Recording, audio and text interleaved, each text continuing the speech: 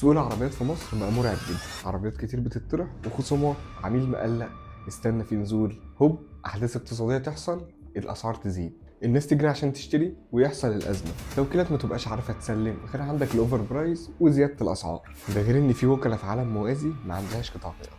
في الاخر وبعد كل ده انت اللي بتلبس، وده كله هلخصهولك في برنامجنا المتواضع ما تشتريش ليه. جهز لي بقى قهوتك واسمع الفيديو للاخر عشان كل دقيقه مهمه.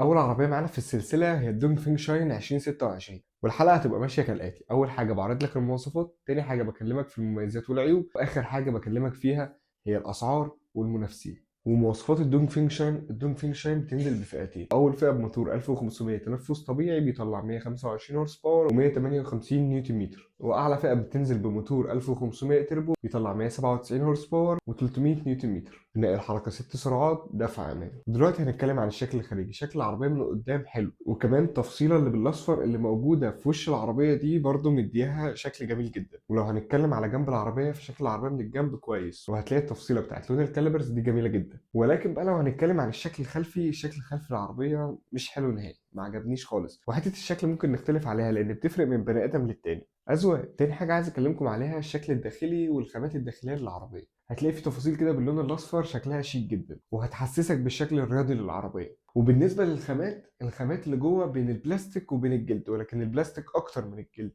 والنقطة دي بالنسبة لسعر الفئة التانية بالنسبة لي عادي جدا، لأن الفئة السعرية دي أغلب العربيات بيستخدموا البلاستيك أكتر. ولكن بالنسبة لأعلى فئة إن البلاستيك يكون كتير كده فده عيب من عيوب العربية. لو هنكمل، العربية فيها فتحة سقف، وهتلاقي في عندك شاشتين، شاشة العدادات وكمان الشاشة الرئيسية. ولو بصينا على الجزء الخلفي ففي حاجات ناقصة بصراحة. أول حاجة المخدع، المفروض يبقى في مخدع في الكنبه ورا، وده مش موجود، وده هعتبره عيب من عيوب العربيه. تاني حاجه ان مفيش نور ورا، اظن ان دي تفصيله كان عادي يضيفوها. فده بالنسبه للجزء الخلفي في الخامات والشكل. لو هنتكلم بقى على المساحات، فالمساحات الخلفيه متوسطه، مش احسن حاجه ولا اوحش حاجه. في مشكله ان ثلاثه مش هيعرفوا يقعدوا ورا، لان في النص نفق فتيس، والنفق ده عالي، فلو ثلاثه قعدوا ورا مش هيقعدوا مرتاحين خالص. ولو هنيجي للمساحات الاماميه فالمساحات الاماميه كويسه، ولكن عندي مشكله ان التابلو بعيد عن ايدك، يعني حرفيا عشان تعمل حاجه لازم تميل جسمك كله علشان تعملها، على عكس عربيات تانية كتير. والكلام ده عن تجربة، لأن أنا شفت العربية على أرض الواقع وجربتها على أرض الواقع. وعندي عيبين كمان بالنسبة للمساحات الأمامية: درج التابلو، لما بتفتح درج التابلو حرفيا بيتهبط كده. ومش دي بس النقطة، لا كمان إن مفيش تو كاب هولدرز زي ما بتبقى في العربيات التانية،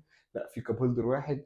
فهي مساحات تخزين لبني ادم واحد، يعني مش عاملين اعتبار ان ممكن حد يركب معاك خالص. فدي برضو من العيوب اللي شايفها في العربيه، لان المفروض انت بتعمل مساحات تخزين لشخصين او اكتر من شخص، لان برضو ورا زي ما قلنا مفيش هاند ريست. وبالنسبه لمساحه التخزين قدام الفتيس هتلاقي في عندك وايرلس شارجنج او مكان تخزن فيه التليفون عادي. لو هنتكلم بقى على مساحه التخزين الاساسيه وهي شنطه العربيه، وشنطه العربيه مساحتها حلوه 454 لتر. حقيقة على ارض الواقع لما اشوف الشنطه، الشنطه كبيره جدا. لو هنتكلم بقى على اداء العربيه فاحنا عندنا موتورين للعربيه دي، بس احنا هنتكلم على اعلى فئه. بالنسبه لاعلى فئه فهي المفروض بتطلع 197 هورس باور و300 نيوتن متر، ولكن على ارض الواقع ما حسيتش الكلام ده نهائي، ان تسارع العربيه دي فوق ال 8 ثواني. فحقيقي ما تحسش ابدا ان هي بتطلع 300 نيوتن متر او 197 هورس باور. فعزم العربيه مش احسن حاجه، والتسارع بتاعها مش احسن حاجه. نيجي بقى لنقطة الثبات. ما تستغربنيش لما اقول لك ان انا بشبه العربية دي بالفيرنا، بس هي بقى معمولة في 2026. العربية دي بالنسبة لي في نقطة الثبات، في حتة الملفات العربية مش احسن حاجة، ده غير ان انت سواء على سرعات قليلة او على سرعات عالية فعزل الصوت مش احسن حاجة. وكمان لما بتيجي تدوس بالعربية فصوت عزل الموتور بيبقى عالي جدا.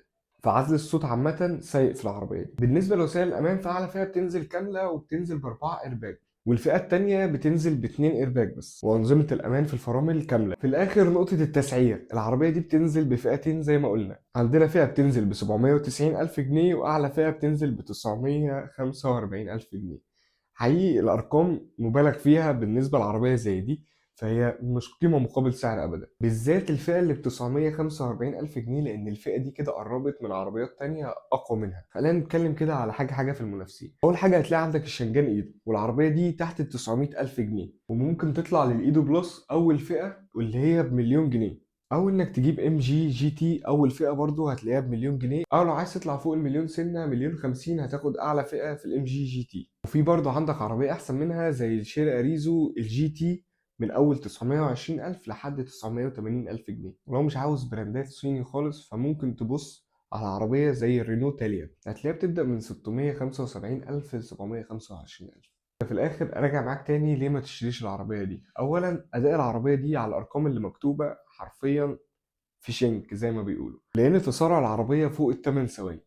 تاني حاجة الثبات بتاع العربية مش أحسن حاجة، مش هتاخد الخامات اللي أنت متوقعها على سعر 945,000 جنيه، فحقيقي الرقم عالي جدا. ده غير إن عزل الصوت بتاع العربية وحش، وكمان العربية ناقصها حاجات برضو بتفرق مع الناس، زي قلنا المخدع الخلفي، الإضاءة اللي ورا اللي مش موجودة، مساحات تخزين تبقى حتى لفردين، مش عاملين مساحات تخزين لفرد واحد. ونقطة كمان موجودة في كذا عربية مش في العربية دي بس، فكرة إن أنت مفيش زرار للشنطة ورا، لازم تفتح الشنطة من جوه العربية أو من المفتاح، ودي حاجة برضو بقت مضايقة الواحد، لأن أنت لو شايل حاجات تقيلة وجاي داخل على العربية عايز تحط الحاجات دي، عايز حاجة سريعة إن أنت تدوس عليها تحط شنطك أو تحط الحاجات اللي أنت ماسكها. متنساش تعمل لايك وسبسكرايب وتقول لي كده أي سؤال أنت عايز تعرفه عن أي عربية، وهرد عليك على طول.